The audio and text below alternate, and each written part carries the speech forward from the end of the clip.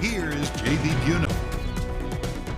The Gabby Petito mystery grows as agencies in multiple states pooling their resources together to track down the missing 22-year-old from Northport, Florida. We have the latest, including calls for her fiance to finally come forward and speak. Plus, police comment on whether a Utah couple's murder is connected to Gabby's whereabouts. It's all coming up here. We got team coverage, folks, on WFLA now. Hey there, everybody. JB Petito here with you live once again here this Friday, September 17th. Where is Gabby Petito? It's the question that's all over every social media platform, every news website in the country. We're all trying to find out where Gabby is, and the family maintaining hope that she is alive. We've got 8 on your side, senior investigator Walt Buteau joining us here, everybody. We're going to be talking about the connection to a Utah double murder and whether or not there is a connection there, according to police there in Utah. But we're going to start here with Justin Shecker in a moment to get us up to speed with where we are today in the search for Gabby Petito. As a reminder here, folks, we want to feature your questions and comments, what you've seen on social media.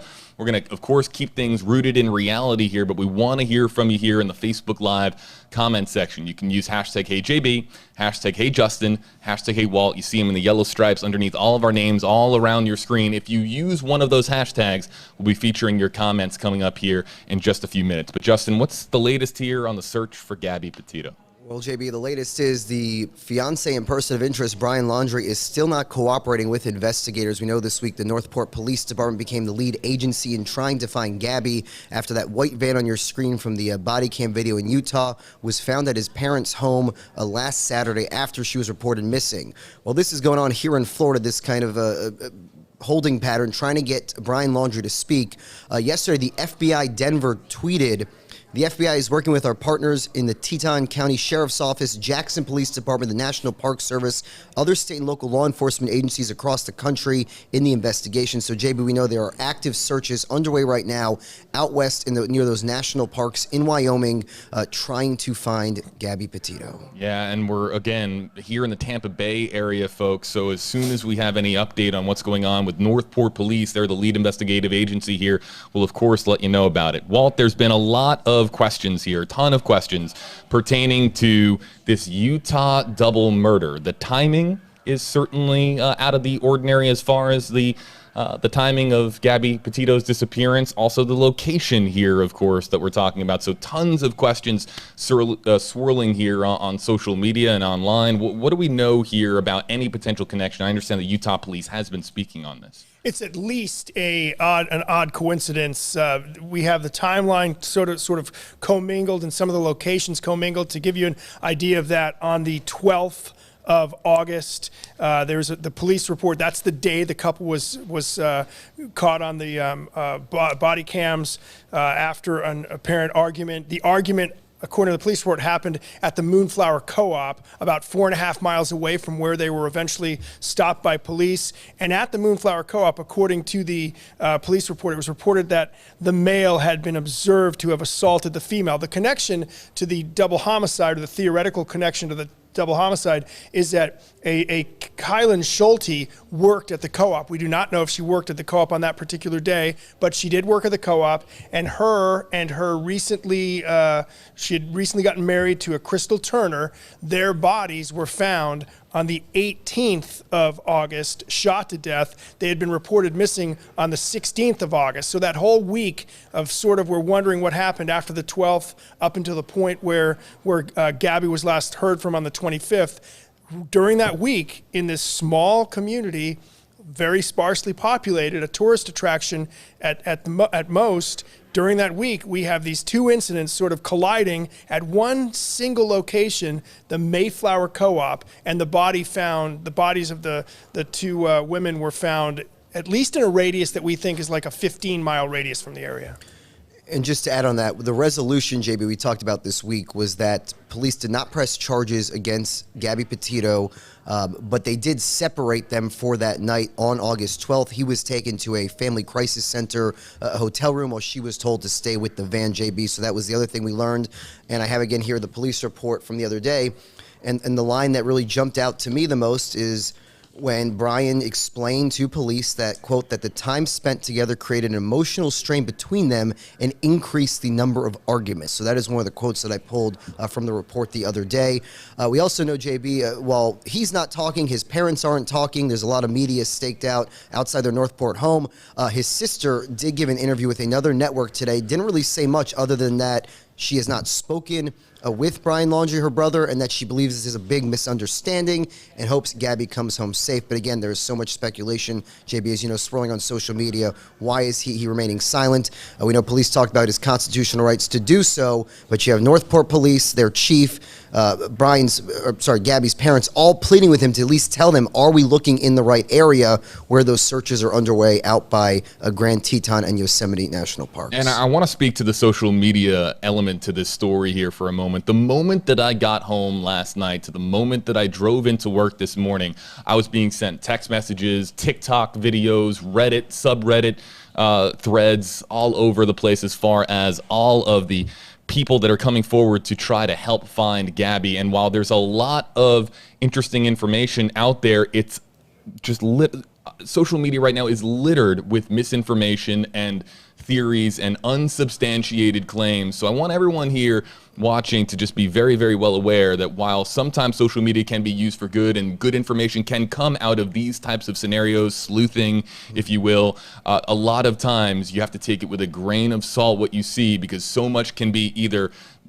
just blatant misinformation or completely fabricated. I'm talking about images being photoshopped. I'm talking about videos that were taken from a different timeline, all these types of scenarios. So folks, let's stay rooted in reality here, and we're going to do our very best. And it's difficult when there's so much unknown, but that's why we have Walt and Justin and myself here on stream to try to answer some questions. And we're going to start to take some of your hashtag HeyJB, hashtag HeyWalt, hashtag HeyJustin questions here in the Facebook Live comment section. Can I add one thing real quick about the social media? Absolutely. So on Tuesday night, I did a Zoom interview with Joseph Petito and Tara Petito, her stepmom, who's been like a second mother to her for the past 20 years. They're scouring social media too. So keep in mind, anything that gets posted there, these theories, the family is seeing that. And the father went so far as to tell me on Tuesday night, they're even looking for posts and things to even report back to the FBI. So keep that in mind, that the family, who's at the center of this, they are seeing all these posts and conspiracies out there as well. Just wanted to remind that to our viewers, and we will stick to the facts here. Again, this remains a missing persons investigation.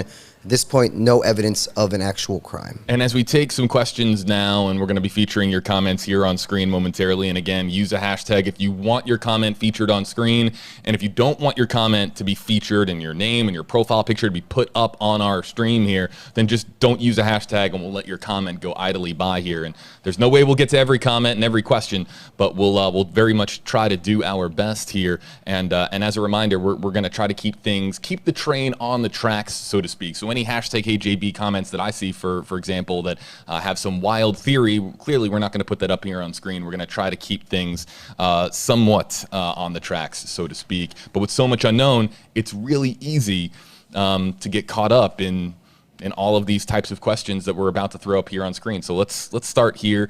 Annette here was one of the first commenters here. Hashtag HeyJB, please let Gabby know it's okay to come out of hiding. If that's the case, everything will work out. Walt, you've been in this industry. You've covered many missing person cases. In your estimation, is there any chance that Gabby is in hiding somewhere and is just is off the grid, so to speak, deliberately? There's always a chance. The grid is really hard to get off of now, though. It's so easy to get in touch with somebody, I think, no matter where you are. But there's obviously always a chance. And there have been cases in Utah where there were cases involving groups where people have disappeared and showed up many years later. There obviously is always a chance. But I think, again, focusing on what we're dealing with now, it is still a case, a missing person case, and no more than that. But yeah, there's no doubt the double murder is playing into a lot of imaginations. But also, it's an interesting time frame. It's a 13-day time frame during which the fight was spotted at the Moonflower, where one of the murder victims worked. 6 days later, the body's found. 13 days after that the August 12th date, was the last time the family heard from Gabby. And the police departments are working together to look at any potential links. But let's put this out there.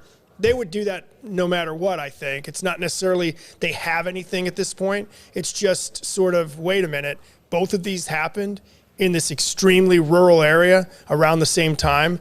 It's a logical next step to look at it. We may find out in a day they're not connected, but at this point, there's no murder weapon found in that double murder. There's no suspects that we know of in that double murder, and the Sheriff's Department in Grand County are working on looking into any possible connection between the two cases. I want to keep you going here with the Utah double homicide here for a second, and we'll throw their pictures up here on screen. This is from WFLA.com, the WFLA app. Tina Marie here, #KJB, saying it's not a coincidence the traffic stop was outside the murdered couple's job, and again, keeping things rooted in reality here. But again, the location, the proximity between this double homicide in Utah to where Gabby was, the search for Gabby is definitely interesting and has captured a lot of folks' imagination. 4.5 miles between the Moonflower Co-op and the location where police stopped the couple. 4.5 miles, and then the location where the bodies were found. It's not an exact location, but within a 10 to 15 mile area. But look, coincidences happen. At this point, this is not even circumstantial evidence. Again, it's all speculation until we get some facts. If I could just jump in, guys, I just double cross-referenced the address for the Moonflower Co-op is the original location for the police report. So that again confirms that this was reported there. They were pulled over a few miles after they left in the van, were speeding. But again, the address in the police report, 39 East 100 North Moab, Utah, comes up as the Moonflower Co-op. So that is where they were observed having this argument. It got physical. She's alleged to have slapped him. And again, this just adds to this mystery. Given Initially, that the police report, though, did say that the witness, whoever talked to police, reported the male had been observed to have assaulted the female. No charges in that. And another interesting point about all this is that that the couple, again, one of the Kylan Schulte, who is the woman on your, if I can get that in the right spot. Kylan Schulte, I can't do this, Jamie. Well, I got the same image loaded up there. The woman on she was the one who worked at the Moonflower Co-op. We do not know if she's the one who witnessed the fight there, but we do know she worked there. We also know that day, that was last time Gabby posted a photo of the two of them kissing at the Delicate Arches at on the 12th. On the 12th, the same day this police report is the last Instagram post where she's geotagged to that national park, and there's a photo of them kind of zoomed out kissing next to this beautiful Delicate Arch, which is one of their many stops on their road trip. I want to bring up this comment here from Alexa Rivera. Again, use any of the hashtags on your screen, and that way we can feature your comments here. #KJB, #KJustin. He has scratches on his face. Rewind to when he's walking around the van. And yeah, we've really dissected the video here, and there's clearly marks on Brian Laundrie's face here in this video. You can see it right there. Top left-hand portion of your screen there. We're going to play another portion now. We were playing a lot of portions of this video yesterday. We're going to play another montage of some of the moments during this exchange that occurred with Utah police, the incident that they responded to, the domestic call. We'll be back here, folks, in 60 seconds on WFLA Now. What's your guys' names? Gabby. I'm Brian. Gabby, Brian, okay. What's going on? How come you're crying? I'm just sorry. We've just been fighting this morning. Some personal issues. You want to tell me what's going on? Yeah, I don't know. It's just some days I have really bad OCD. And I didn't get overtly physical. I was just trying to keep her away, and it wasn't like a push and she jumped on me. She was already. I don't want to. She was already swinging, and I was pushing. Yeah. A lot of angles, a lot of nails, a lot of rings. Why wouldn't he let you in the car? Because of your OCD? He told me I needed to calm down. It definitely is. I'm not going to pursue anything. It's my fiance. I love her. It's just a little squabble. I'm sorry that I had to get so public. When you slapped him those times, were you attempting to cause him physical pain or physical impairment? Was that what you were attempting to do to him? No. What were No. you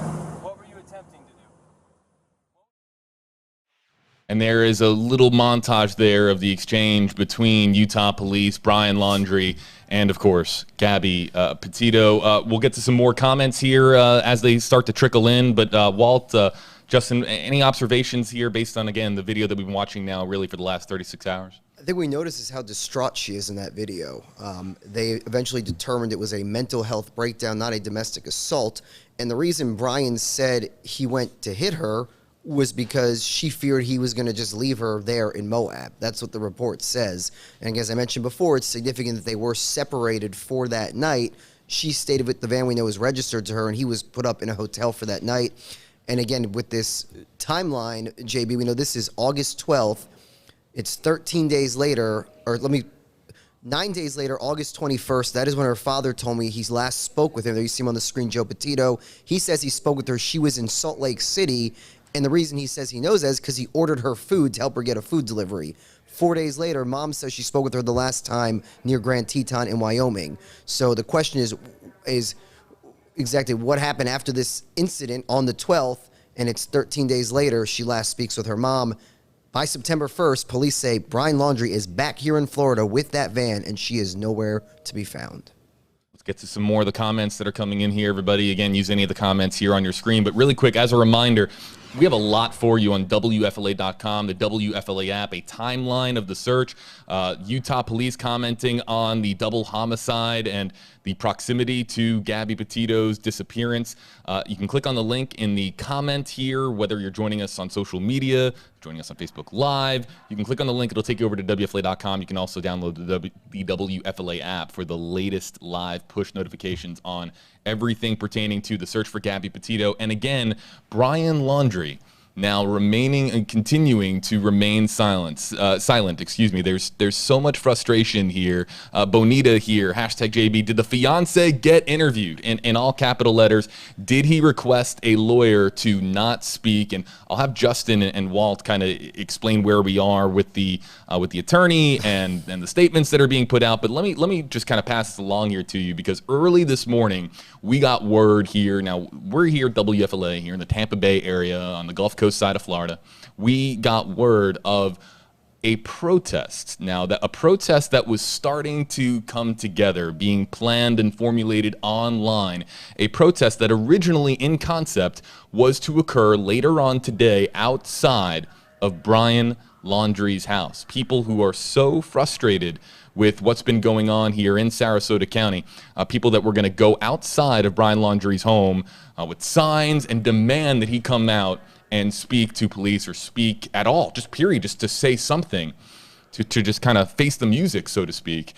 We've gotten word in the last hour and a half that the police there have told them that because there's no sidewalks and you can't really protest in the street, that of course against the law there. So the protest at this time is not happening, though that could change here we don't know what's going to happen. I know that there was at some point earlier on today enough people that were upset about this to at least say, hey, can we do something? Can we do something? It was a call to action. I find the protest to be odd at best, because what do we know about how long Gabby was a part of that community? From what we're hearing, not necessarily, she didn't go to high school there. So the protest to me is just, I don't know. It's a little odd. And I think it's a small town that is under the microscope right now. Just to add JB context, the Laundries live about a mile away from the police department, so it's not too far from where PD is. I just think it's a story that's captivated so many people that they're trying to take ownership. Would you go out and protest? I'm there as a reporter in that capacity, but there were people yesterday with signs driving by the house. Brian, please speak. I guess my point is, the impact would be negligible at best. And there's speculation that the parents, he has not been seen there this week. So the question is he even staying there? Police say they know where he is. The police chief said he knows exactly where he is. And there's question now whether the parents are still there. JB, I'll read. This is the last official statement I've received from Stephen Bertolino in New York. He is the counsel retained by the Laundrie family. This is the statement that he put out after police named Brian a person of interest. It says, quote, Many people are wondering why Mr. Laundrie would not make a statement or speak with law enforcement in the face of Miss Petito's absence. In my experience, intimate partners are often the first person law enforcement focuses their attention on in cases like this, and the warning that, quote, any statement made will be used against you is true, regardless of whether my client had anything to do with Miss Petito's disappearance. As such, on the advice of counsel, Mr. Laundrie is not speaking on this matter. I've been informed that the Northport Police Department in Florida have named Brian Laundrie a person of interest in this matter.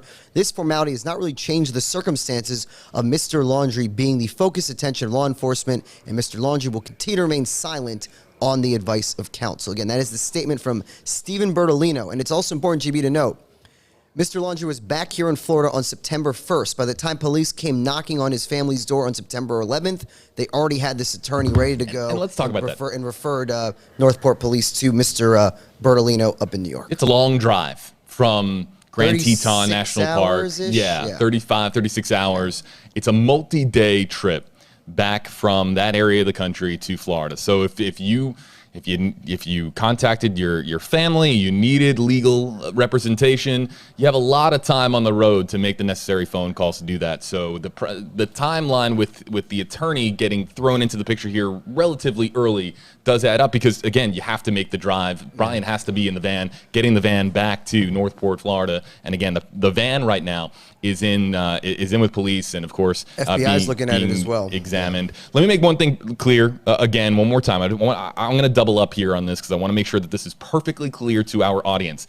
At this time, there is no protest scheduled for this evening outside of Brian Laundrie's home, and police have indicated as such that a protest outside of Brian Laundrie's home would be prohibited because, of course, that there isn't room there to protest. But it does speak to there being a lot of people in that community that want Brian to come forward, that are sick of the negative. People across the country. Yeah, people everywhere want this guy to speak. But let's point out, though, and I think the chief said this, it's within his constitutional rights not to talk. It is. He's a person of interest. The fact that he's not talking doesn't surprise me as much as the timeline for the drive.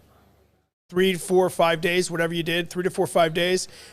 The parents, Gabby's parents, aren't alerted somehow that Gabby's not with them. That's alarming to me. That the family, did the family know that Gabby wasn't with him, or did they just find out when he got home? All those things are things we want to know. But again, he has a complete right not to talk, protests or not. And I think most attorneys would more than likely advise him not to talk at this point, because what he says, if this is more than a missing persons case, they're going to start with a tight circle and they're going to look at him first. So it makes sense that he is not talking, even if it's frustrating. Jim, if I could jump in also, I'd like to read. This is, we heard a press conference in New York from Richard Stafford, the attorney who is the family spokesperson. I'm just going to read. This is the letter from Gabby's parents to Christopher and Roberta Laundrie. They were supposed to be their in-laws, Brian's parents. These are families that were, the two were getting married. He proposed to her. So this is the letter. This is what was read yesterday. Quote, "We are writing this letter to ask you help find our beautiful daughter. We understand you're going through a difficult time. Your instinct to protect your son is strong. We ask you to put yourselves in our shoes. We haven't been able to sleep or eat. Our lives are falling apart. We believe you know the location where Brian left Gabby. We beg you to tell us. As a parent, how could you let us go through this pain and not help us? As a parent, how could you put Gabby's younger brothers and sisters through this? Gabby lived with you for over a year. She was going to be your daughter-in-law. How can you keep her location hidden? You were both at Jim and Nicole's house. You're both so happy that Brian and Gabby got engaged. We're planning to spend their lives together. Please, if you or your family has any decency left, please tell us where Gabby is located. Tell us if we're even looking in the right place. All we want is Gabby to come home. Please help make this happen." It's signed her parents, Nicole, Jim Schmidt, and Joe and Tara Petito. Again, that is the letter from their attorney, their spokesperson, pleading with Brian Laundrie's parents to cooperate. So we have the comment here from Sandra on the center of our screen. Shouldn't his lawyer be speaking since he lawyered up? I thought that's what a lawyer did. And the statements are trickling out here and there. But let's make something clear. We have two sets of parents here in completely different worlds right now with what they are dealing with. We have the parents, of course, for Brian Laundrie, who, let's be real, they are protecting their son. They are doing what they can to protect their son. Meanwhile, we have the parents for Gabby Petito that are doing everything that they can to find their daughter. So we have two sets of parents here, and there's really, as we understand it, there hasn't been communication between the two other than the statement that Justin just read. Really quickly here, folks, want to play back. I was referencing earlier that folks in Northport, Florida, where Gabby is, they are sick of the media attention and they want Brian Laundrie to come forward, at least the ones that we spoke to last night. Here's a clip of some folks going around the neighborhood here with signs trying to get enough momentum here to get Brian Laundrie to finally come forward and tell us what exactly has happened to Gabby Petito. I feel like we should be doing something. We're not in Utah or Wyoming, so we can't look for her. But I feel like Northport needs to come together as a community and at least support Gabby. And again, that was just some of the folks that are just trying to do what they can. And again, the entire world, as far as media and cameras, they're all descending there on Northport, Florida, because we haven't seen Brian. And maybe we could talk about that here, Justin, for a second. Brian hasn't been seen, despite, of course, media being camped outside of the house here. But police have said we know exactly where Brian is. And I referenced earlier, his sister is the first member of the family to break her silence in an interview with ABC News. She didn't say much, says she hopes Gabby's safe, says this is a misunderstanding, and she says she hasn't spoken to her brother Brian since this all became a major national news story. So that is the little we're getting. I read you the statement a few moments ago from Bertolino, the attorney, maintaining he's going to keep his invoking his constitutional rights to not speak on this matter, and the speculation, JB, every day passes is only going to grow. What happened? What does he know? Why is he not cooperating? I want to get to this comment because this is a comment, and again, the reason that WFLA Now is so great is because we can, if there's a question out there that you at home have, we can take those questions and of course address them. And the one that I get more than any, especially now into the latter end of this week here, the end of this work week here, we're approaching the weekend here, is this one, and it comes in from several commenters, and I'll read a few here.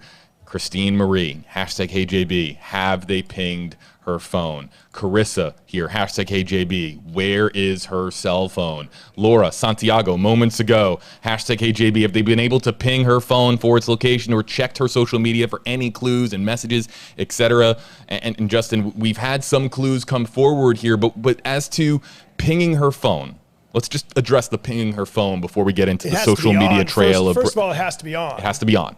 It has to be on. Real quick point, though. The chief in Northport, he said the social media, various social media companies are cooperating with them with everything. So those clues, I think they will find, and the clues, the electronic clues will be there. I think, though, these questions, to your point, JB, makes this story such a 2021 story. Social media, YouTube, that we're able to track this girl because she was documenting her travels.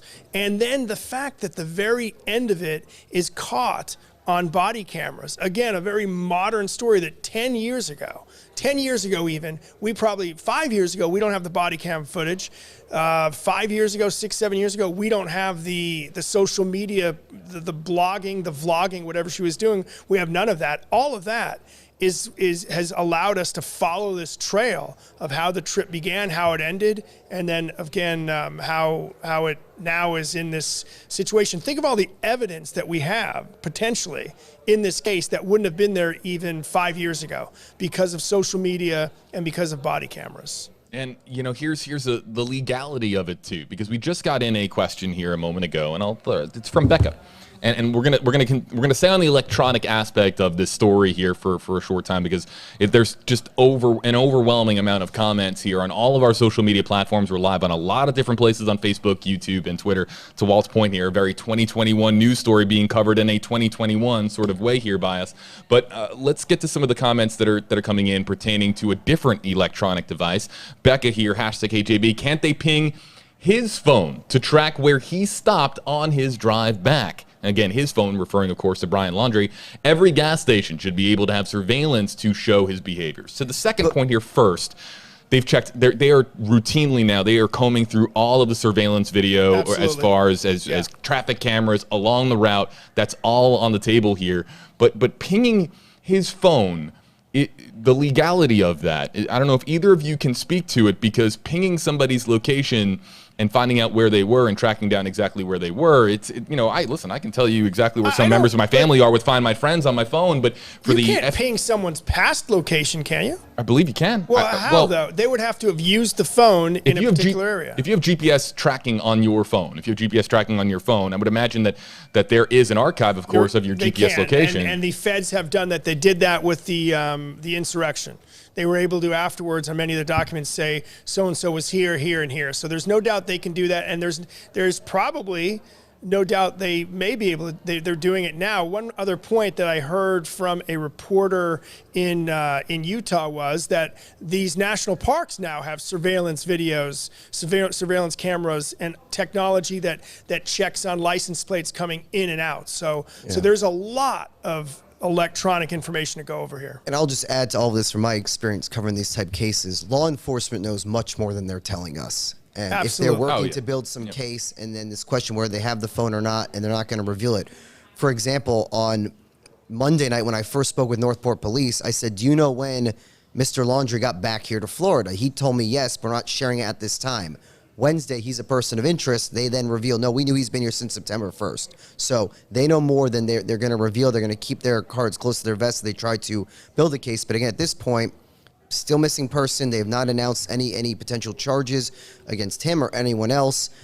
So it is just, but it is, again, like you said, a fascinating 2021 case where social media is a big part of it and everything. And going back even farther, hundreds of years of police work. There's a reason police don't tell us everything. There's a reason police don't tell the public everything, because let's say this case unravels into something worse than it is. They don't want any suspect to be able to say, well, I heard that on the news. No, you didn't. We didn't tell the news. So they keep stuff like that so that they can catch somebody in a lie, a fib, or a half-truth. And I respect that, and I think reporters respect that. And the public, we want information. We want it now. Again, 2021, we want it now. We should be able to get it now, but it's not going to happen now. And we know, look, tips are pouring in. I Facebook messaged with a woman today. She was interviewed by a station in Salt Lake yesterday. She notified investigators on September 12th, the minute she saw this out there, and she claims to have seen the white van while she was with her husband in Grand Teton on the 25th, that same day of the last call. So there are people who might have been out in the national parks in that time who are seeing this story. And this is a woman just happens to live in our general area here in the west coast of Florida, and she was in the park there, called police last weekend to say, hey, I saw this van. So the more this gets out there, they can help put this together. But you mentioned, JB, they're going to review cameras at the national parks. Sure. Not just that. Try to track any license path plates. back. Yeah. And Vicky Taylor here also commenting too, and we heard this in the press conference yesterday. There must be a money trail. He has to gas up. So unless you have cash. But again, it would be a very, very non-2021 element to this story. There's no cash. Who carries cash anymore? Right. I haven't carried cash in a long time. I think I have some spare cash around, but like as far as routinely carrying cash as my primary form of payment, it just doesn't happen. I covered an unsolved murder where up north where it was solved, but where they had surveillance of the guy from almost beginning to end, from like in a grocery store getting gas, then somebody's ring alarm catches them on route whatever. I mean, and surveillance catches them there. That is what's taking time here. They're going to be able to follow that van all the way back to Florida with little doubt. So we will get answers. It's just a matter of when. Yeah, but this one, Peggy Stoner, #HeyWalt, has boyfriend been told that he cannot leave Florida? We talked about this yesterday. When you're just a person of interest, you are a free American citizen. You can do as you wish. But the chief, who we saw right there, said with great certainty at least 3 times during his news conference, we know where he is. I believe that it is not illegal for police to watch him, even though he is only a person of interest. They 100% can watch him. And if the FBI is involved and the police department is involved, I'm going to say 100% they're watching him. JB, we got a new email in from Northport Police. You let me read this. This just came through to our inbox. This is from Josh Taylor, the Northport Police spokesperson. Good afternoon, everyone. I know you're looking for the latest. There is simply not much to report publicly at this time. We are working around the clock to solve this mystery. With every minute more is solidified. Really do appreciate all of the coverage. There is no press conference set for today. I can, however, be made available. Authorities across the country, including the FBI, continue to follow every lead. I can confirm that law enforcement has touched base with a sister of Brian Laundrie. It is my understanding that nothing of substance has been shared. Brian has still not spoken to us. This is as of 1:07 p.m. today on Friday, 6 days after family reported her missing. What I can offer this time is a brief interview I conducted with Joseph Petito. His thoughts are his own, do not necessarily reflect ours. There's a YouTube link to that. Again, 1-800-CALL-FBI. That remains the tip line. Anyone with information, 1-800-CALL-FBI. He adds, it is my understanding that some community members are organizing a vigil, perhaps in front of City Hall this evening, JB. Okay. So that is new. Yep. Instead of the neighborhood, maybe by Northport City Hall. Also, please be respectful to Laundrie's neighbors. It's taken a lot on them to stay out of their yards, don't block the streets. So again, this is from Josh Taylor, City of Northport police spokesperson, communications manager, our latest update. Thing jumps out to me is they say they've touched base with the sister and that nothing of substance have been shared. Oh, we got something coming in here. Okay, folks, we have a live press conference that has spontaneously come our way. Let's listen in. The parents' home, I understand there's now going to be a vigil. Yeah. How did that come about? Yeah, there was a Facebook group that was going around, looked like, talking about a potential protest. I think we reached out to some folks, and hopefully some cooler heads have prevailed there.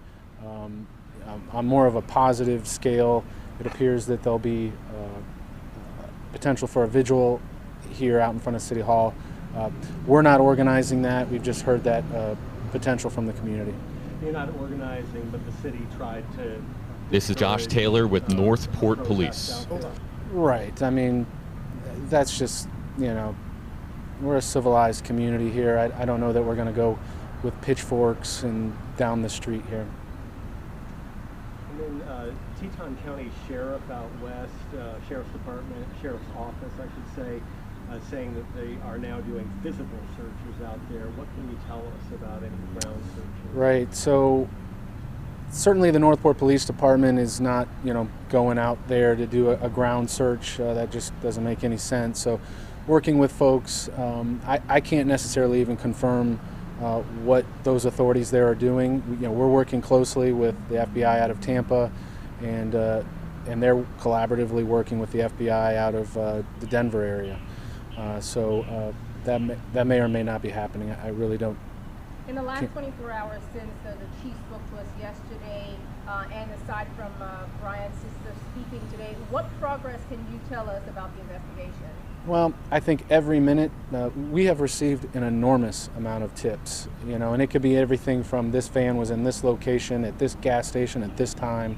And once that is solidified, I think that's just one more piece in our timeline. So certainly there's been progress made throughout the last 24 hours. And, I don't know that we're to the point that we've got it solved by any means. But the goal right now is to bring Gabby home, and that's what we're going to continue to promote. We're going to continue to promote the 1-800-CALL-FBI and just continue to get that out there. I know you had an interview or a conversation with Mr. Joseph Petito. Is there anything from that conversation that you can share with us or share with the public that can help give us some sense of the dynamics involved in the two people we're talking about? Well, just speaking with him was speaking to a father who we can all relate to is missing a child. It tears you apart. They're being tortured right now by the potential of somebody having information and not relaying it. It's just terrible. And speaking with him, you get a sense of what a man is going through, looking for answers. Josh, using technology, I don't know if you've answered this question yet or not. This is my first day here. Have you been able to find Abby's cell phone, track Abby's cell phone to its last name? We do not have Abby's cell phone, to my understanding. Since the FBI line opened up specific to this case, you said you received an enormous amount of tests. Yeah. Thousands. I am comfortable with saying more than 1,000 tips. It is. It's the vast majority of them are not helpful, but it's those nuggets. It's those little pieces in there that might be somebody who you know, obviously that vehicle drove a couple thousand miles to get back here to Northport. It didn't do that on one tank of gas. What can you say about the possible connection with the double homicide? Yeah, a lot of questions about that. I continue to ask those questions. Nothing has been ruled out. However, I have heard of no definitive connections between those two crimes.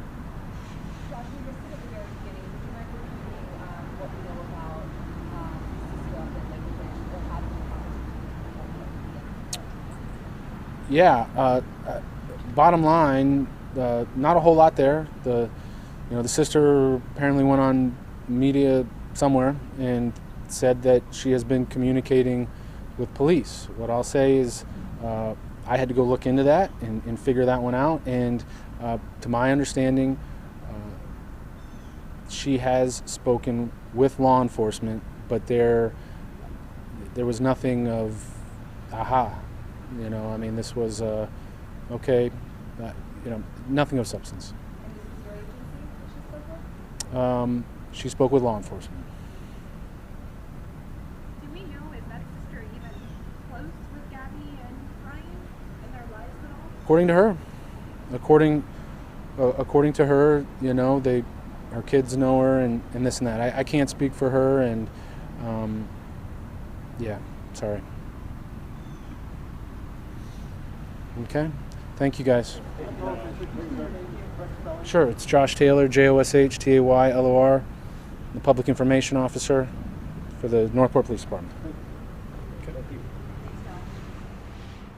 JB Buno, Justin Checker here with you live, everybody, and that was Josh Taylor with Northport Police, who's been the spokesperson here. You've been seeing his face quite a bit here in the Tampa Bay area and really across the country with how much attention is being paid to this story. The big piece of information that we just found out, and for everybody asking about the phone, we now have it confirmed from Northport Police.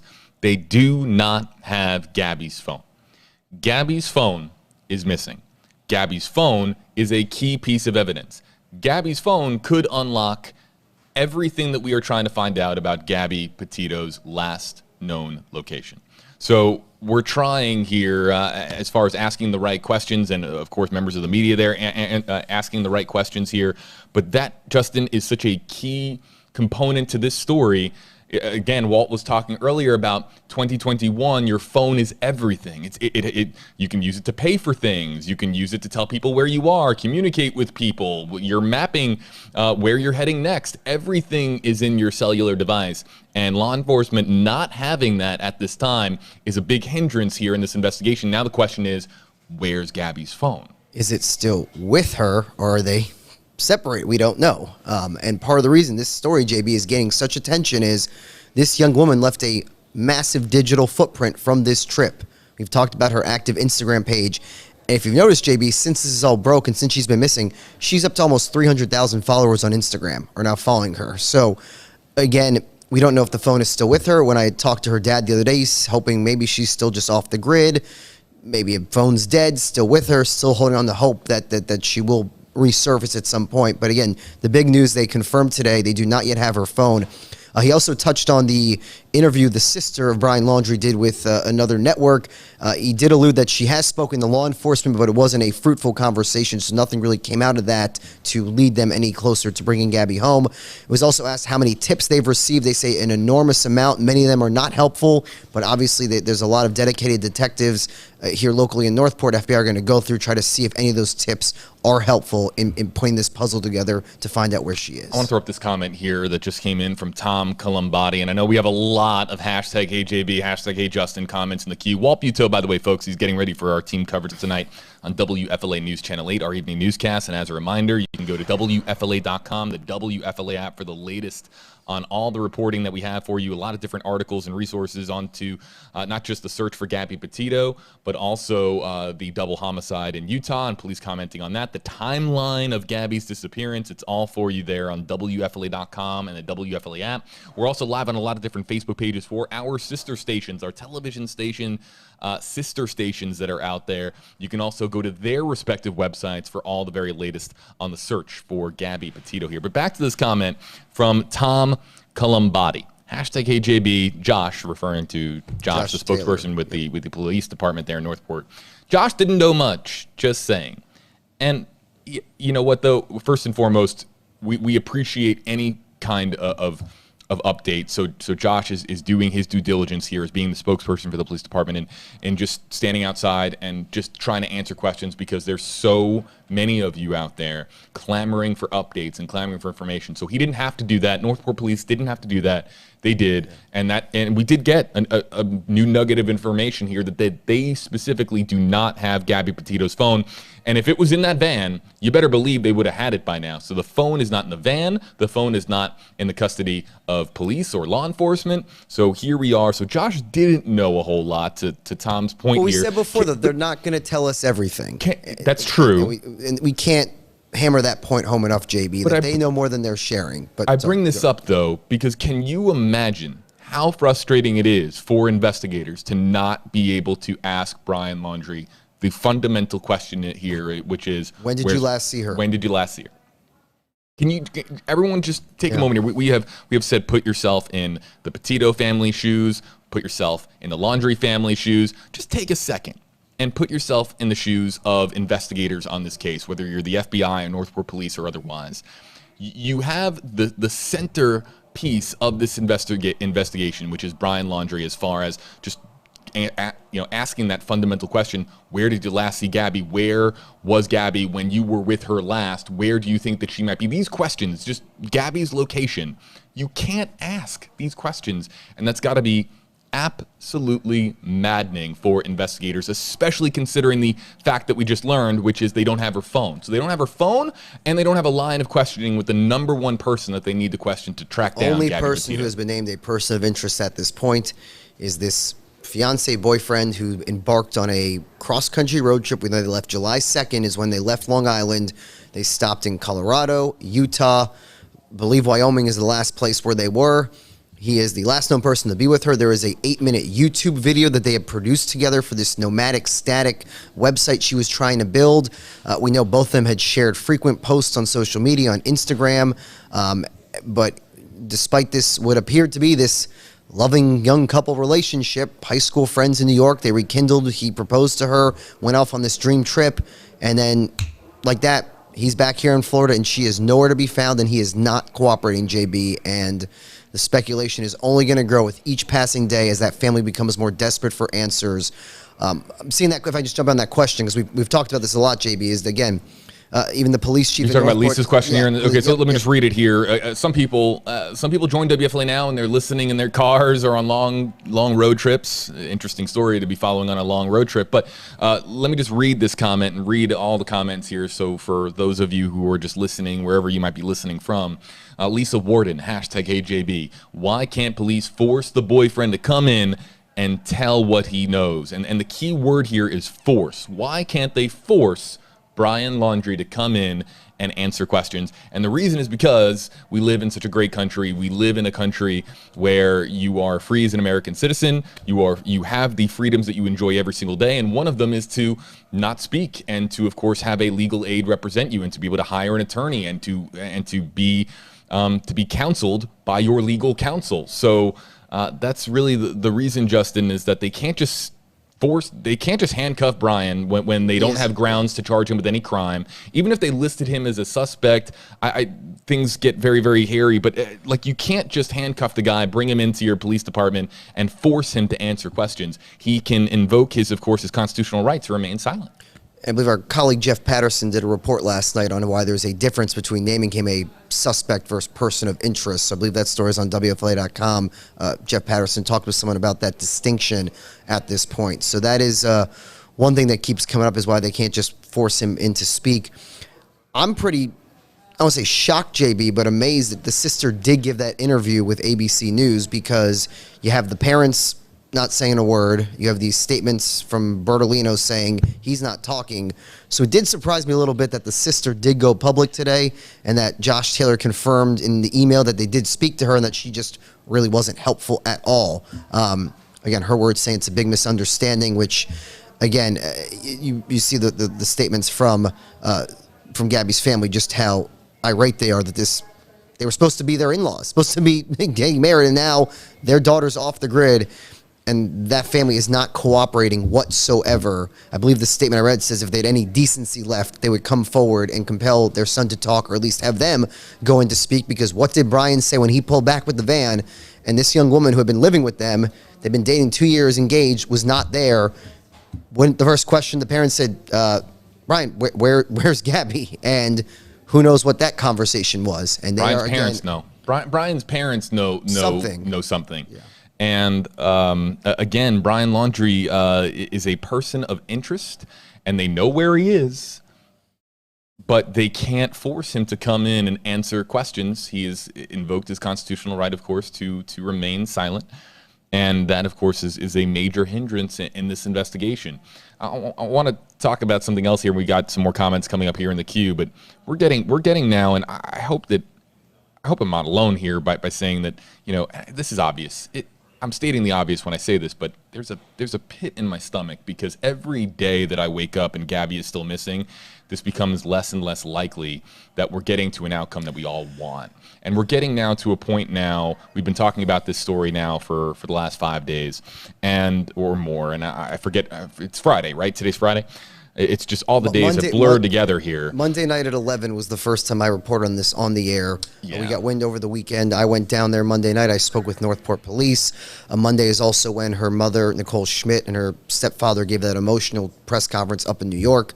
The next day, the Tuesday, that is when I did a Zoom interview with her father, Joseph Petito, and the stepmom, and they've been making the rounds, JB. I've seen them this week on Chris Cuomo's show on CNN.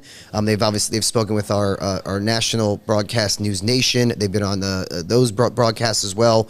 And really what the dad had said to me Tuesday night is he was holding on to hope here that she is just out there off the grid, that she's lost, and until he's told otherwise, he wants to believe that. But he also said in that interview Tuesday night, JB, he is not naive with the facts and the circumstances here. Like you mentioned, with each passing day, now more than 3 weeks since she last spoke with her mother, that this potentially could not end well. But again, there's so much hope and prayer coming in from across the country. Obviously, we talked about this possible vigil tonight at the City Hall. Let's talk about the vigil. Let's talk about the vigil. Because look, Northport is. Look, this is more attention that town's probably gotten in a long time. At least in my 2 years in Florida here, I don't think we've honed in on Northport as much as we are right now. Not the biggest town, folks. People live there, but it's not the biggest town in the Tampa Bay area. South of Sarasota, and it's your typical Florida town with so much national attention. We will make the details on the vigil available to folks on WFLA.com, the WFLA app. This is where, of course, all of our stories are living right now, as far as stories that you can read for yourself. But any news that we get on the vigil will be on WFLA.com and the WFLA app. City Hall is what police are saying in their email. So if anyone is going to go, City Hall, not the Laundrie family home. You have some details on the... Okay, we have some details here on the vigil. I think that's the email. That's from Taylor, Debbie. Yep. We went. Thank you. Yep, that's the email I read earlier from PD again saying. Staying in touch with our newsroom here, folks. Yep. So yeah, the vigil is going to be emotional tonight because because of the uncertainty, and the frustration. The vigil tonight is going to be fascinating, and we'll try to, of course, provide you with the coverage that we can of the vigil itself. And I don't know what that's going to look like just yet, because we want to be respectful, but at the same time, this is still a major news story, and so the vigil itself is part of that story. We don't know if any of her family is going to be there. We know her father, who lives in Vero Beach, was in town yesterday. We heard that emotional plea at the press conference. JB, there he is, right there, Mr. Petito. It's unclear if he's gone back to Vero Beach. But I think the video our assignment desk was referring to, JB, is that Northport did a recorded interview yesterday, about 8-10 minutes, with Joseph Petito that is on YouTube. So that was also in the email. Like I said, I had the chance to speak with him and his wife on Tuesday night, and not much has really changed except that the fiancé is still not talking, and they still don't know where their daughter is, and they are praying, holding on to hope that some break will come soon in this case. Yeah, and I know that we're engaging in our audience in a lot of different places right now. And to our YouTube audience, the comments scroll through really fast here on YouTube. I can't read through the comments, but there's hundreds, if not thousands of them that are populating here on my screen. I see people like John and Richard and Anastasia. So we're live in a lot of places, and we're trying to get to as many of your comments here as possible. 8 on your sides, Justin Checker, JB Buno here with you live on WFLA Now. Again, use hashtag HJB, hashtag HJustin, and we'll feature your comments on screen. Stephanie Newburn here, she's been very, very patient in trying to get her comment up here on screen, and we'll take Stephanie's comment now. Hashtag HJB, hashtag HJustin. A lot of questions here. We'll go through them one at a time. Good questions. I'm looking at, yeah. Have the police looked at Gabby's computer for potential footage from days after her parents last spoke to her, or for strange Google searches? Was the van cleaned out? Does the police have probable cause to do a home search? So let's make this clear. From the Petito family side of things, of course, the Petito family is going to offer everything that they can to make as much evidence available. If there's anything, any forensic, technologically forensic evidence that of course can be presented to investigators that would help the Petito family find Gabby Petito, of course that's on the table here. So Gabby's computer, haven't heard much. Everything right now is focused on her phone, really. Okay, so the van is the one we can definitively say. The van was found last Saturday night back at the Laundrie family home in Northport, Florida, on September 11th, the night that she was reported missing. Stephanie, we know that the van is in Northport PD custody with the help of the FBI. They have processed that van for evidence. So that answers that one. The van is in police custody. The photos are circulating. We know the van is part of the missing person posters out at the national parks as they try to seek tips from folks who might have been traveling near Grand Teton and Yosemite late August, around the time her family last heard from her. As for probable cause to do a home search, at this point, police have not said whether they've obtained any search warrants, JB, to go into the home. So there is no known search warrant at this point to go into the actual Laundrie home. As for strange Google searches, again, they don't have her phone, JB, but we do know they are cooperating with the social media companies to try to see, and there's a lot of speculation, at least on Instagram, that her last 2 posts may or may not have been actually from her. And we also do know that the last text message that her mother received, I believe on August 30th, she does not believe it was Gabby who sent that message. As for the computer, we know she was trying to build this brand and this website, so presumably she had some computer with her in the van on this van life trip.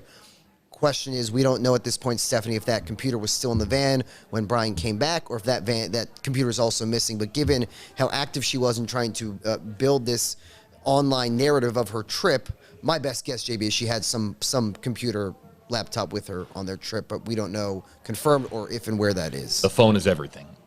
It's everything, or it's nothing, and then it makes us look very stupid here. But the phone is perhaps the biggest piece of evidence outside of the van itself.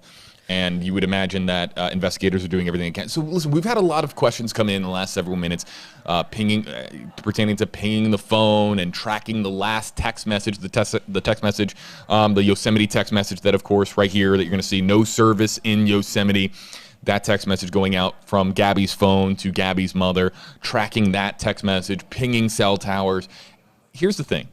Everything that is technologically possible and legal by law enforcement is on the table, and we've been indicated that, but we don't know the results of those pings. So if they're saying, "Oh, just ping the cell phone and find out where Gabby is," it's that simple, but it's also not that simple because we don't know what the result was of that ping, and also we don't know where Gabby's phone is at this time and when it was powered down.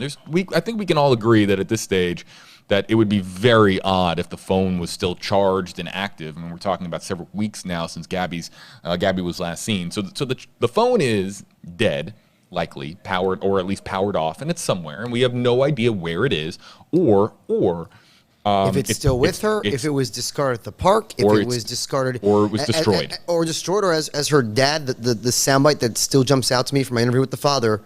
My daughter is somewhere in the continental United States, and we don't know where she is. So at that point, the phone could be anywhere in the lower 48. If the phone was, and again, we're getting down a slippery slope here. Before I fall down that slippery slope into the rabbit hole that is a million theories on TikTok and Reddit and subreddits all over the place, I'll just say that I'll just say that this is a blanket statement. if a phone was a key piece of evidence in an investigation, and somebody in the national parks of Grand Teton, near Yellowstone, in that area of the country, just took the phone and chucked it into a waterway, that phone's never being seen again, because there's just, I mean, we're talking about, it would be immensely difficult to track the phone. It's a needle in a haystack. It's a needle in a haystack. We were talking that finding Gabby's a needle in a haystack. Finding Gabby's phone, even if it was triangulated to a certain area in Utah and Wyoming, to find it, let's say, that isn't in plain view. And this is all assuming that the phone is intact. Again, getting back to just this being a conversation about evidence in general, and not going down the rabbit hole of conspiracy theories that exist out there. Somebody could have taken a hammer. You go to Ace Hardware, you pick up a hammer for a few dollars in cash, you take a hammer, you smash a phone into a million pieces, you spread those pieces everywhere, and there's no traces of that phone ever again. So the phone aspect is so important, but I would imagine by now that if the phone hasn't been tracked down, that hope is dwindling by the very moment that they ever do, in fact, find Gabby's phone. Gabby's phone, if they found it, it would be a major and significant update, and I'm sure that law enforcement would say, hey, we have Gabby's phone. But at the same time, though, to Walt's point earlier, let's just say for a second here that they find the phone. That's not something that you're going to, maybe you're not going to just kind of throw that out there for the public to know, because Brian Laundrie is a person of interest, and not tipping off a person of interest to the evidence that is in your possession is a key investigative tactic. And you would imagine that what they would do is, of course, keep the phone. They would have the phone, examine the phone, do everything that they can forensically on every little chip inside of that phone to get any information out of it possible to know what happened to Gabby. But they're not going to broadcast it to the world. Hey, we found it. As much as they would want to stand up on the rooftop of the Northport Police Department and shout to the world, we did something, we found Gabby's phone. Maybe they wouldn't, just under the understanding that that it's investigative protocol to not reveal to the public, all of your cards, so to speak. And the one thing I keep going back to her Instagram trail, and how those final two posts on her account on the 19th and the 25th, they are not geotagged. I'd imagine they are trying to find out from Instagram where she made those two posts, or at least the two posts that appear on her Instagram account, JB, because those are the two following the last post where she's seen kissing Brian at the Delicate Arch in Moab. Those two posts are not tagged at all, and if they are going through Instagram, the social media companies trying to figure out where were those two posts made, including one that is on the 25th, which is when she's believed to have been last seen near Grand Teton, and that is where her mother believes she was speaking with her. Right, and again, there's more than just the phone, because a phone broadcasts signals and posts are geotagged, as Justin has been referencing, and the social media companies are cooperating, of course. And this is a couple. I'll just say this too here. As much as we do this for a living, as far as broadcasting online, Justin, and broadcasting across social media. I'm not that great. One of my worst attributes when it comes to social media is posting to all platforms. They were posting to just about every platform. Mainly Instagram. Mainly Instagram, but they were also posting to YouTube. They were also posting to Facebook. But Instagram was where pretty much everything lived, and that's why we've seen that Instagram following just kind of soar there on Gabby's page. And his account's still up. You can still follow him as well, and he's gained some tens of thousands more followers as well, and a lot of comments on there saying, come forward and speak, Brian. Can we talk about that for a second? Yeah. If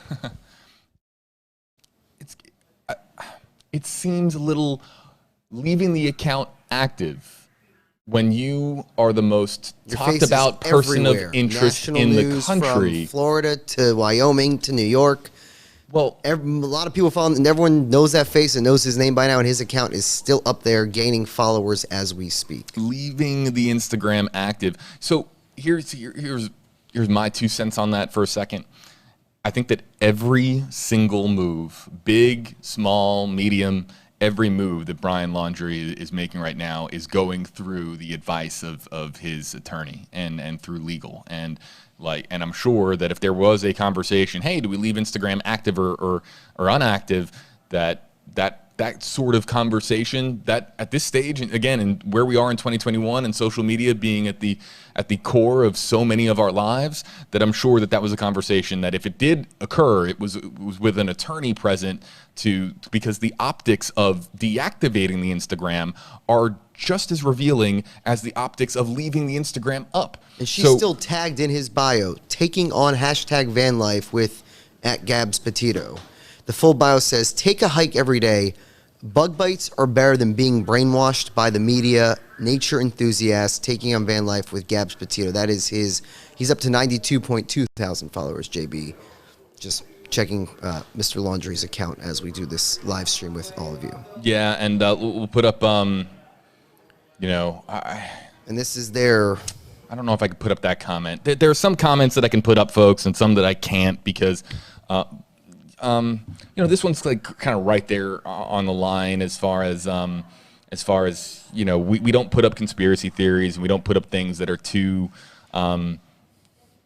outside of the lane of reality here. But Cheryl, let's just throw this up here. Cheryl Jenkinson it's her opinion here, our commenter's opinion, seems to believe that he is enjoying the fame, and I'm not going to speak to that. And Justin, I don't think we should speak to that here, but they're leaving the Instagram. Well, I'll say this: leaving the Instagram active is as curious as deactivating that account, Cheryl. So who knows what logic went into the decision that was made there? Lisa Warden, #HeyJB. If there was no cell service in the Grand Tetons, if she was still in Grand Tetons, how did her parents get the August 30th text? When was the text exactly sent, Justin, based on our understanding? It was the 30th. It was. I believe it said the no service Yosemite. You had it before, right? I believe that was... It was no signal in Yosemite was the final 4 words. There it is. Yeah. So, first and foremost, have you heard what the carrier was? I mean, we're getting really in the weeds now, but I'm not sure which... We don't know if it was Verizon or AT&T, T-Mobile, Sprint, and some cell towers, are available to certain phones, while some are not. It depends, of course, on a lot of different technology, both in your phone, if you're on 3G, if you're on 4G LTE, if you're on, 5G. I would imagine that I would imagine that the 5G rollout there in Wyoming and Utah hasn't been too expansive just yet. But to that point, the text message context in that it read no signal in Yosemite, which is of course curious because Yosemite, as we've mentioned, of course, is in California, and Grand Teton National Park is her last known whereabouts. It just, if anything, it creates even more uncertainty. But we did have some folks yesterday on WFLA Now, and Justin was on an off day yesterday. So Justin, if you missed this moment, we had some people yesterday on WFLA Now theorize, and again, without going down the slippery slope that is theories and all of the speculation that is out there with this massive news story now, there were some people out there that theorized that the Yosemite aspect of the text was sent deliberately to throw off whomever read it, that it was not a sincere and her mom has said text she's message. Convinced that message was not sent by her daughter. Her mom has come out and said that since the beginning of this week. So, yeah. And that's the reason why the text message is suspicious. Because and their next stop after Grant, I believe it was supposed to be Yellowstone. Was supposed to keep going up into Wyoming, not further west to Yosemite. And then we know Yellowstone has also put out the missing poster flyer that they have searching as well, in addition to Grand Teton. Think of the 3 people in your phone that you text with the most. I hope it's, for everyone watching, I hope it's your mom. You should always be texting your mom and saying hello to your mom. And think of the 3 people that you text the most on your phone. And I did this yesterday. And if somebody texted me something that didn't add up, that had like a weird emoji or odd punctuation, or if it just didn't sound like the person, Justin, I was talking about this yesterday. I feel like it would be a red flag for me. But is one text enough for you to say something's not right? That's an odd text from this person. Maybe not. I think it depends on how much you text that person and the relationship that you have. And also, if it's your child who is is all the way across the country on a road trip with one other person who is her fiance, and they're only, Jimmy, they're 20, early 20s. She's 22. I mean, these are young adults. These are not necessarily, they're still fairly young, and her parents were clearly following her Instagram posts, everything she was posting, and how those posts did start to slow down by mid-August, and she wasn't posting as much. As I've alluded to before, those last 2 posts on her page are not geotagged like nearly every other one, showing all these beautiful national parks, the sand dunes, and every place that they had stopped and visited before she vanished. Let's get to some more of the questions that are coming. We have another 15 minutes here, folks, with you on WFLA Now. We're going to the top of the hour, and then we're going to step away. We've been here with you live for more than an hour now on this particular live stream, but this is one of the many live streams that we have been doing across Facebook, YouTube, Twitter, just social media in general, on WFLA.com, the WFLA app. This is one of many live streams that we have been doing to keep you posted on the search for Gabby Petito. And again, Brian Laundrie continuing to invoke his constitutional right to remain silent here on the advice of his attorney. Let's focus on the 2 key pieces of investigation, of evidence, that I referenced earlier. Courtney Price, #KJB. Why can't they arrest him for car theft if it was her van? There's the van. Let's talk about it. So the van was in her name. They make the trip together across the country in this van.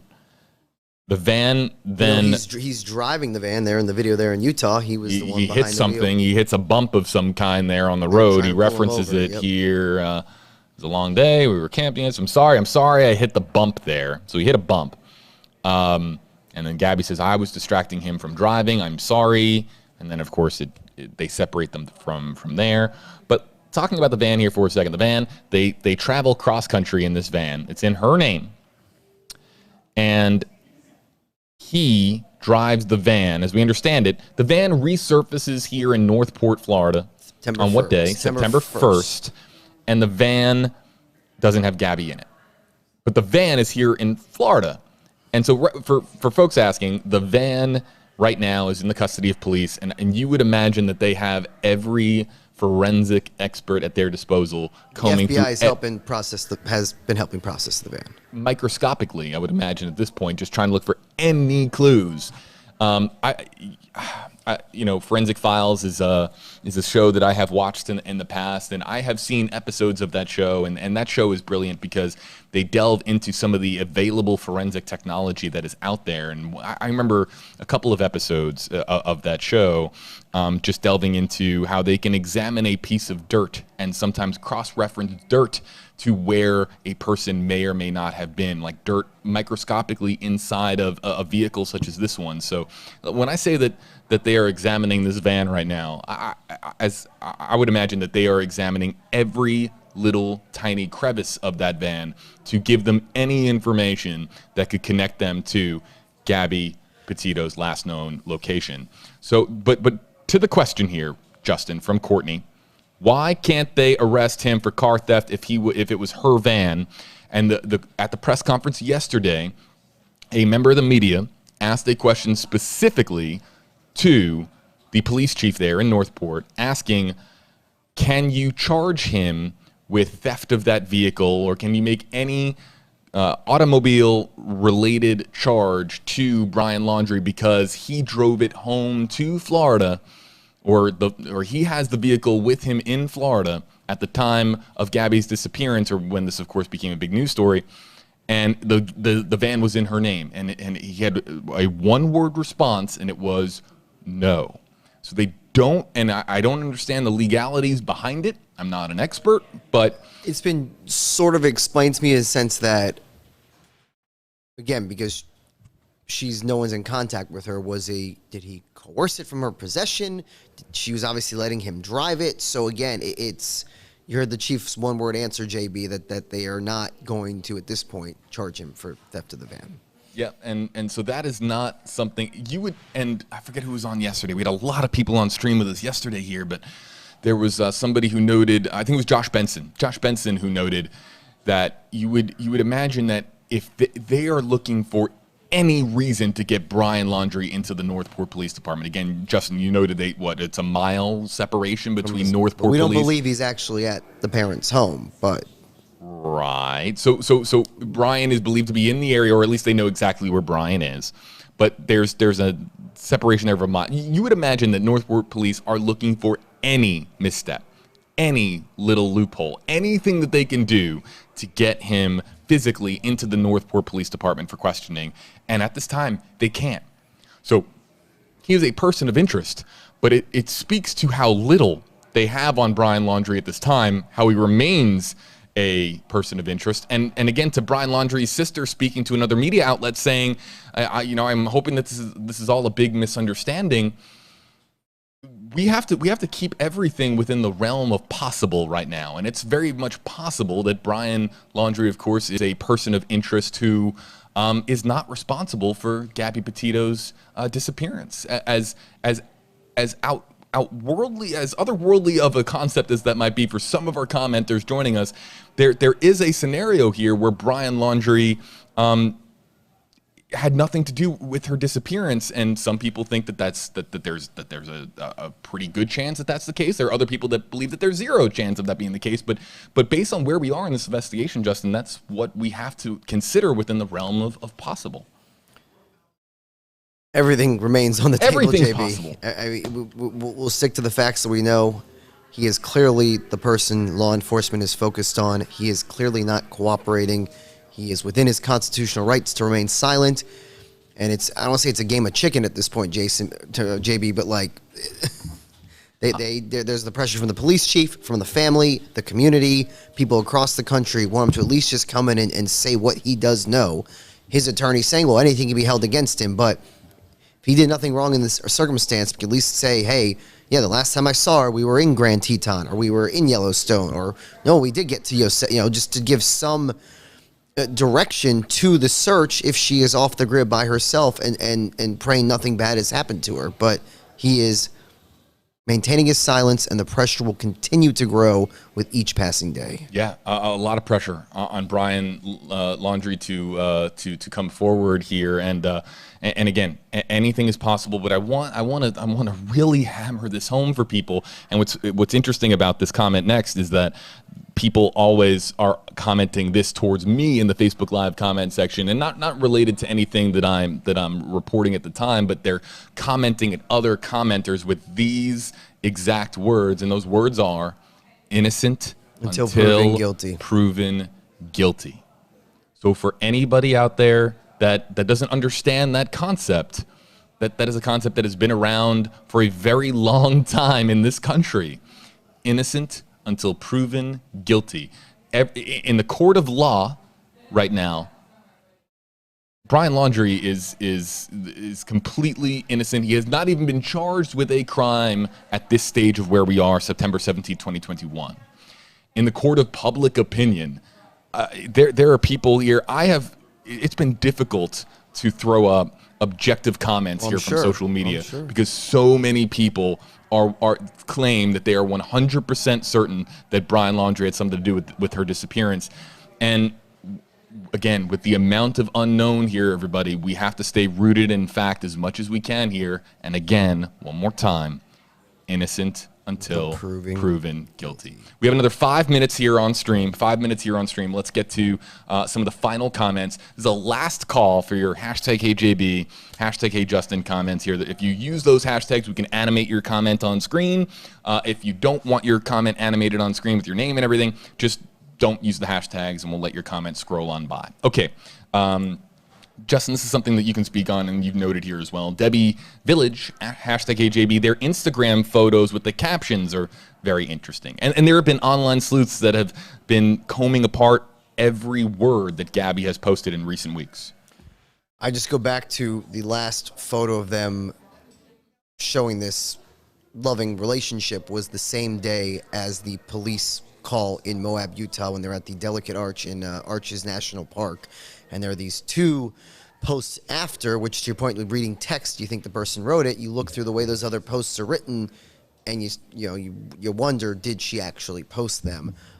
So again, people are scouring through her social media page. I've alluded to how her following has grown exponentially. His has as well, and he has not taken it down. But Debbie, you have to imagine the FBI police are also going through those posts as well. But I go back to that August 12th date, JB, where she's last time she shows a photo of her kissing her fiance under the Delicate Arch.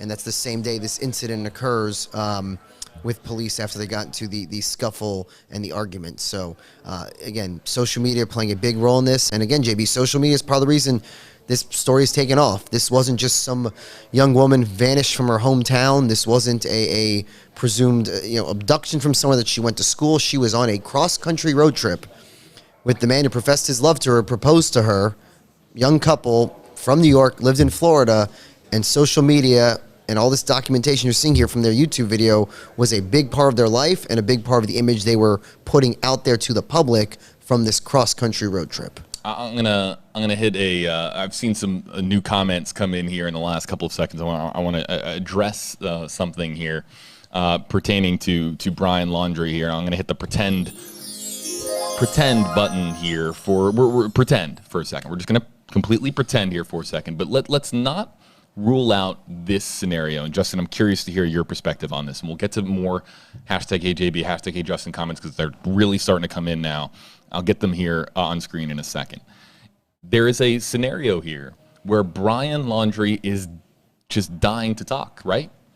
Where maybe Brian Laundrie really does want to tell his side of the story. I know that everyone's looking, probably thinking, wherever you're watching from right now, you're holding your phone, or you're thinking that what I just said was crazy. But hold on here a second. Perhaps again, pretend. Brian Laundrie maybe wants to tell his side of the story, but his parents are saying absolutely not. We have hired an attorney, and the attorney is going to get us through the most challenging chapter of our entire lives here.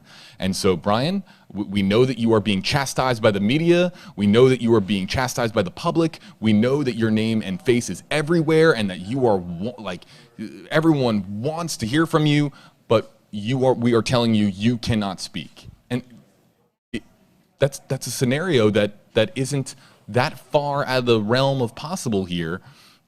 And so I'm just curious as to what you think about it. Is there a chance that Brian Laundrie, is there a realistic chance that Brian Laundrie does want to tell his side of the story, clear his name, but his parents and his attorney are saying, not having it? Well, that's why I was shocked, to see development yesterday that the sister spoke.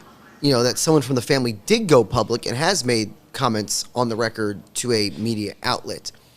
Someone brought up the comment earlier about is he doing this for the fame thing, JB. I think the thing that would blow my mind in this circumstance, if we see in the next few days, he pops up and does an interview somewhere before he's talked to police.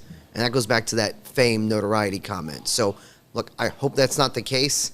But that is, again, the immediate counter argument that just came the moment I said it, somebody said, he's 23 years old, he is an adult. He doesn't have to listen to his parents. He's not a juvenile. He's not a minor.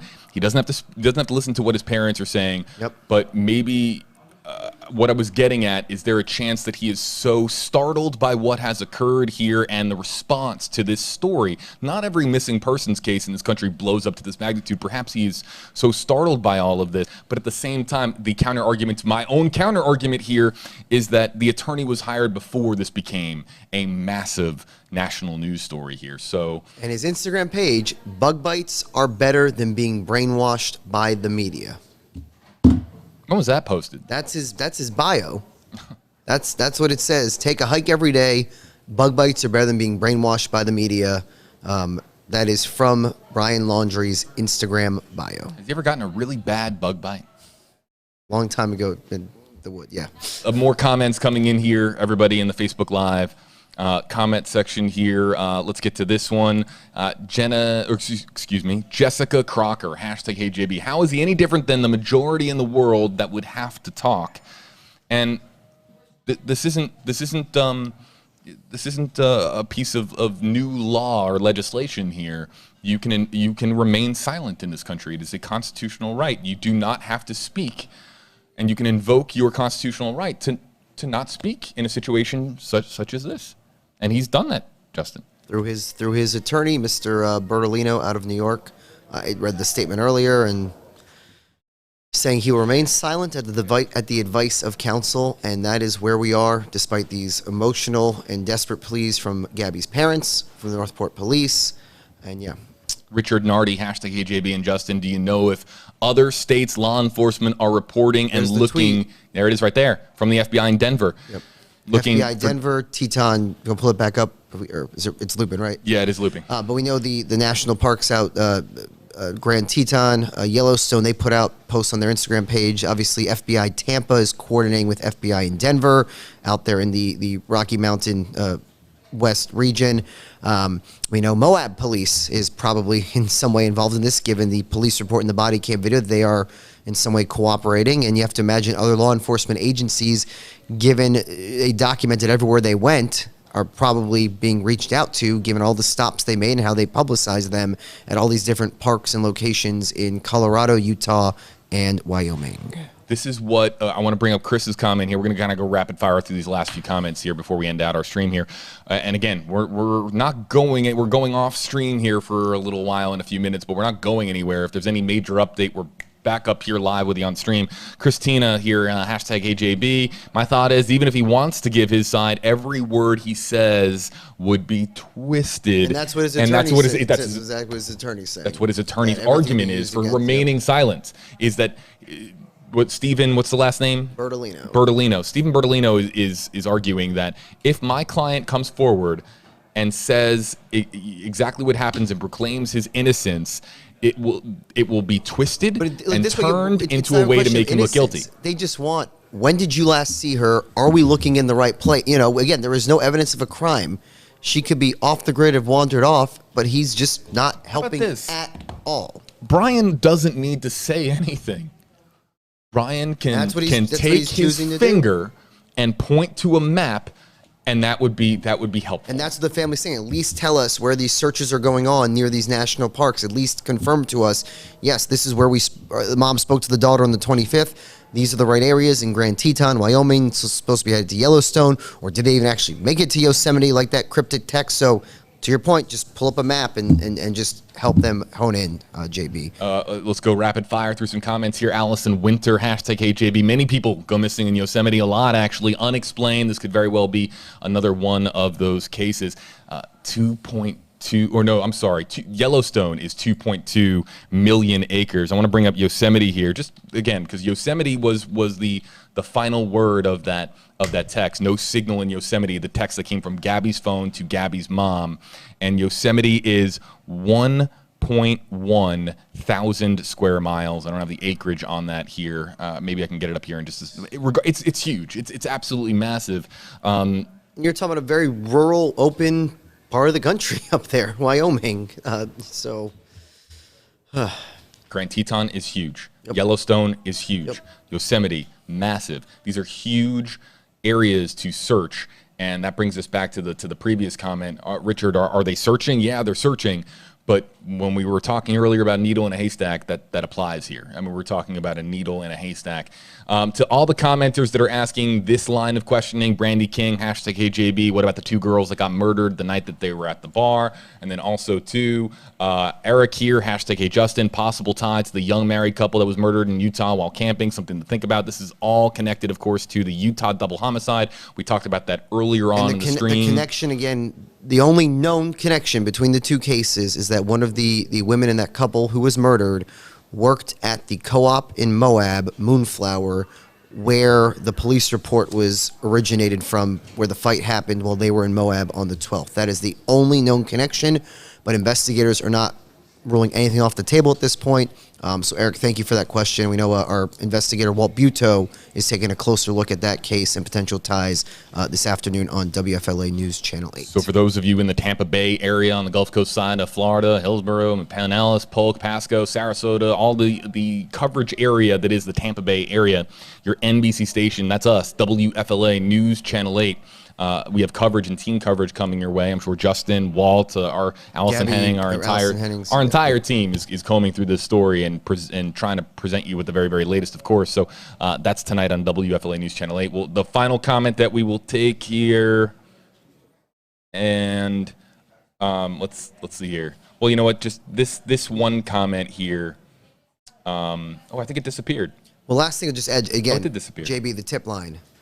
1-800-CALL-FBI. 1-800-CALL-FBI. Can't repeat that enough. That is the tip line.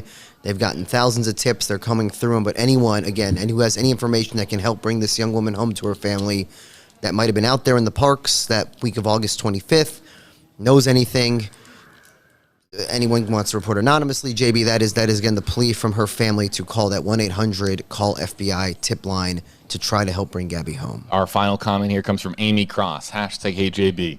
If she left willingly, why would he drive all the way back to Florida if he was in love with Gabby? The $1 million question. It's your fiance. Why? This is why we have so many people watching right now. This is why this story is on every national outlet, why we are devoting so much time to this, and why this is such a mystery that has captivated coast to coast across the country. What leads to a seemingly in love couple on the road? But again, we know from this police report that that it wasn't picture perfect, as Justin has been saying. Yep. But to just abandon her, if that's what happened, and just to make his way all the way back here without her, why? Folks, we're going to be combing into why, just like everybody else here, as far as the search for Gabby Petito. The big update that we got in the press conference a short time ago was that police do not have Gabby Petito's phone. They have the van, they don't have the phone. These are the two key pieces here. Of course, the third and the most looming and large component to this story is Brian Laundrie and his word and what he has to say here, but that, of course, eludes authorities here. They cannot force him to speak. If there's any update on this story, it will be made available to you on WFLA.com and the WFLA app. We have our on-air coverage tonight on WFLA News Channel 8, but all the articles and the search for Gabby Petito, all of it lives on WFLA.com and the WFLA app. If there's any update there, it's going to our website, and of course, a push alert gets sent out from our app, so you can download the app, subscribe for push alerts. You get the push alert immediately to your phone once we have an update here in the case. Our entire team will be on air tonight on WFLA.com with the very, very latest as far as our newscast tonight on WFLA News Channel 8. And a reminder, if you're outside of our coverage area and you're on a Facebook page for another television station, just click on the link in the description on this video. It'll take you right over to our website and our app where we have the latest on the search for Gabby Petito. For Walt Buteau and Justin Checker, I'm JB Buno. More ahead in the hours ahead on WFLA.com and the WFLA app.